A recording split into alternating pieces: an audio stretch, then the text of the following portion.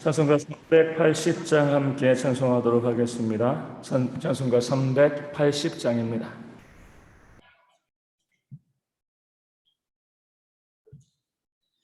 찬송가 380장 함께 찬송합니다. 나의 생명 되신 주 주님 앞에 나아갑니다. 주의 흘린 보혈로 정케하사 받아주소서. 날마다 주를 찬송하겠네. 주의 사랑 줄로서 나를 굳게 잡아 매소서. 괴로운 세상 지낼 때 나를 인도하여 주소서. 주를 믿고 나가면 나의 길을 잃지 않겠네. 날마다 주를 찬송하겠네. 주의 사랑 줄로서 나를 굳게 잡아 매소서. 세상 살아갈 때에 주를 더욱 사랑합니다. 밝고 빛난 천국에 나의 영혼 들어가겠네. 날마다 주를 찬송하겠네. 주의 사랑 줄로서 나를 굳게 잡아 매소서. 아멘. 사도신경으로 우리의 신앙을 함께 고백합니다.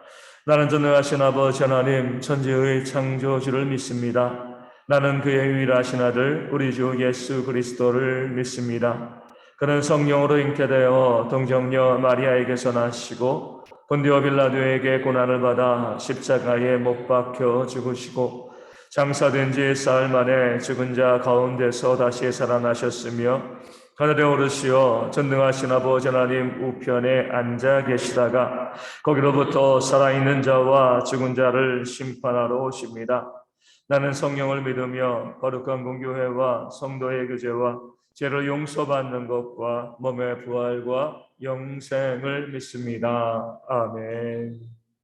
고린도전서 7장 2절 말씀입니다. 고린도전서 7장 2절 말씀입니다. 제가 말씀을 읽어드리겠습니다. 음행을 피하기 위하여 남자마다 자기 아내를 두고 여자마다 자기 남편을 두라. 아멘. 결혼은 하나님께서 세우신 제도입니다. 그러므로 우리가 결혼하는 것이 하나님의 뜻에 순종하는 모습이 되어지는 것이죠.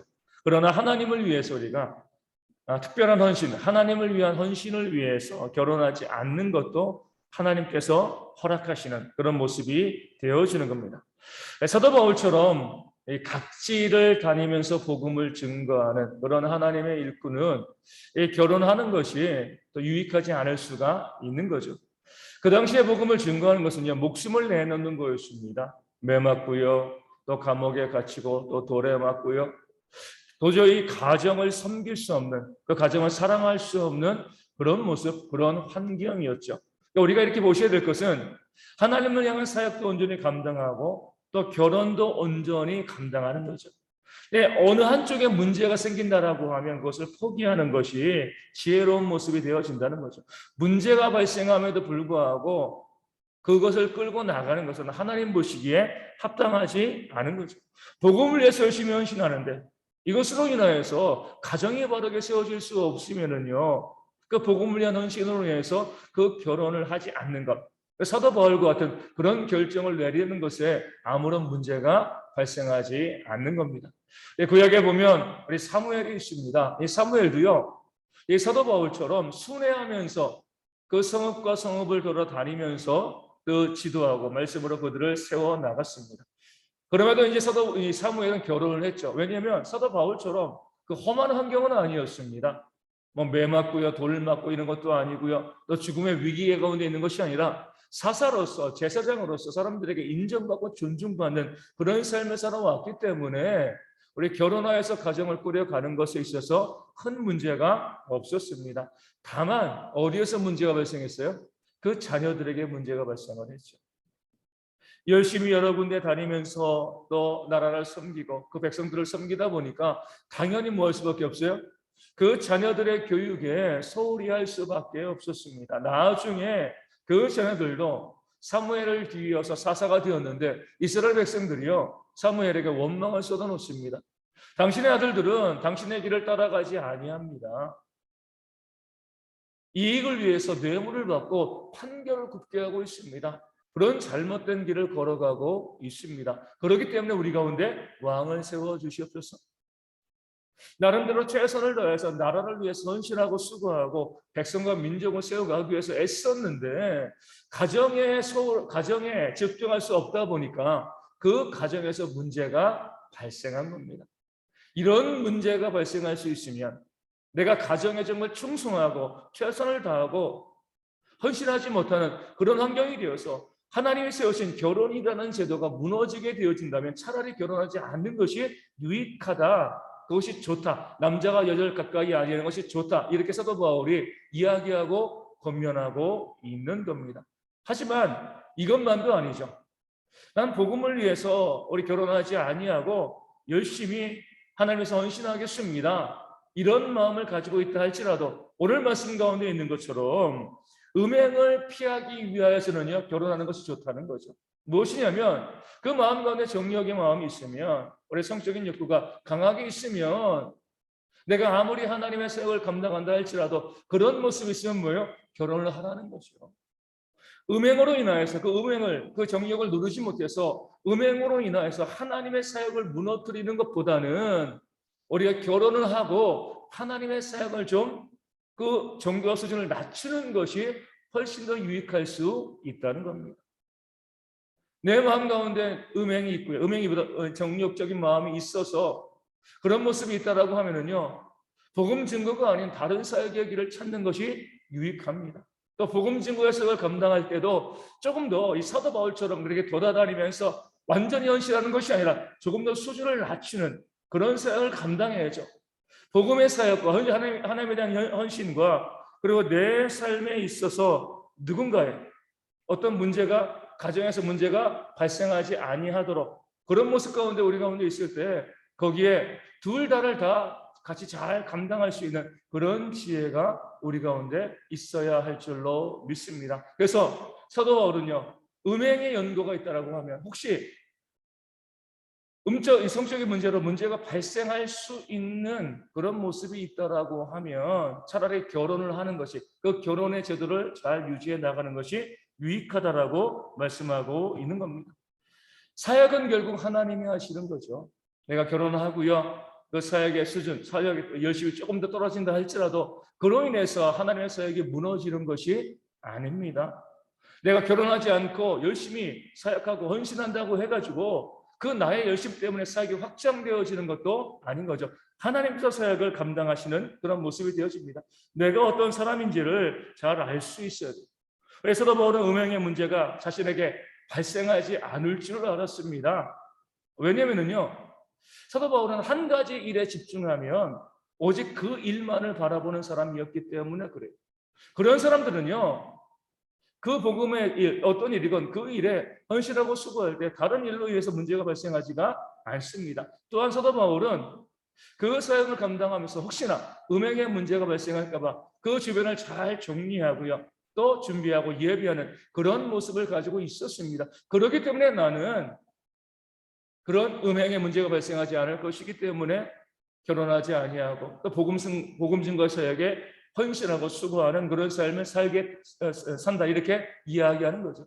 그런데 만약에 열심히 헌신하고 수고하는 그런 모습 가운데도 조금이라도 욕망이 성적인 욕망, 이 정욕이 내 가운데 꿈틀거리는 모습이 있다라고 하면 이것을 부정할 필요가 없습니다. 자연스러운 욕망이기 때문에 그런 거죠. 그래서 하나님께서 결혼이라는 제도를 허락해 주신 겁니다.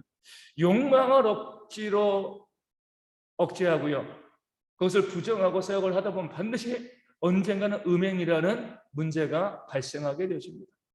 가톨릭의 신부들과 우리 중들은요 결혼하지 않잖아요. 그렇다고 해가지고 그들 주변에 음행이 발생하지 않나요? 얼마나 많은 음행이 발생하고 있습니다. 그 제도 자체로 결혼하지 않는 그런 제도 가운데 들어가서 그들이 바라고 추구하는 진리에 또 열심을 낸다라고 하지만 욕망이 계속 그 가운데 꿈틀거리다 보니까 문제들이 발생하게 되어지고 그 문제로 인하여서 계속 뉴스에 나오고요. 또 부끄러운 일들이 이 땅 가운데 발생하고 있는 겁니다. 그러므로 조금이라도 우리가 그런 욕구가 있다라고 하면 인정하시면 돼요. 그리고 결혼하시면 됩니다. 그 결혼 생활을 잘 유지할 수 있는 범위 내에서 우리의 사역을 가지고 그런 사역을 찾고 헌신하고 수고하는 것. 그러면 하나님께서 그 위에 역사하시는 모습이 있게 되어질 줄로 믿습니다. 우리 모든 성도들이요. 하나님께서 우리 가운데 주신 모든 제도와 모든 헌신 가운데 순종하고 또 앞에 온전히 나아가는 그런 모습이 우리 가운데 있도록 우리 위하여 기도하시고 어떤 하나라도 우리가 무너뜨리지 아니하도록 최선을 다해서 헌신하는 그런 열심과 그런 모습들이 우리 모두 가운데 있도록 대형교회 성도들이 지혜롭게 헌신하고요. 지혜롭게 하나님의 일 가운데 감당하는 그런 모습이 있도록 이 아침에 함께 기도해 주시기를 바라겠습니다. 주일입니다. 모든 성도들이 다 함께 와서 믿음 가운데 예배하기에 부족함이 없는 그런 주일이 되어질 수 있도록 위하여 기도하여 주시고요.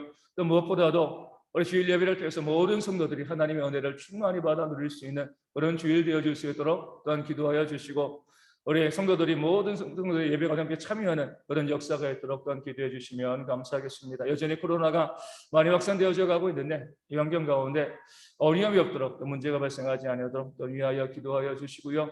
우리 성도들이 또 코로나 감염됐던 성도들 또 회복되어지고 다 이제 나은 성도들도 있는데 다시는 감염되지 않고 잘 이길 수 있도록 위하여 기도하여 주시고 또 이 나라 하나님께서 새로운 대통령을 세우셨는데 그가 하나님의 뜻에 맞춰서 거룩하게 또 사역할 수 있는 그런 일꾼 되어질 수 있도록 기도하여 주시고 우크라이나 그 전쟁이 속히 사라질 수 있도록 기도하여 주시고요. 우리 모든 성도들의 삶에 있는 어려움과 문제 바라보시면서 하나님께서 회복해 주실 줄로 또 믿고 함께 기도하는 이 아침 기도가 되어지기를 소망합니다. 함께 기도만 하시겠습니다. 하늘에 계신 우리 아버지의 이름을 거룩하게 하시며 아버지의 나라가 오게 하시며 아버지의 뜻이 하늘에서 같이 땅에서도 이루어지게 하소서. 오늘 우리에게 일용할 양식을 주시고 우리가 우리에게 잘못한 사람을 용서하여 준 것 같이 우리 죄를 용서하여 주시고 우리를 시험에 빠지지 않게 하시고 악에서 구하소서. 나라와 권능과 영광이 영원히 아버지의 것입니다. 아멘. 기도하겠습니다.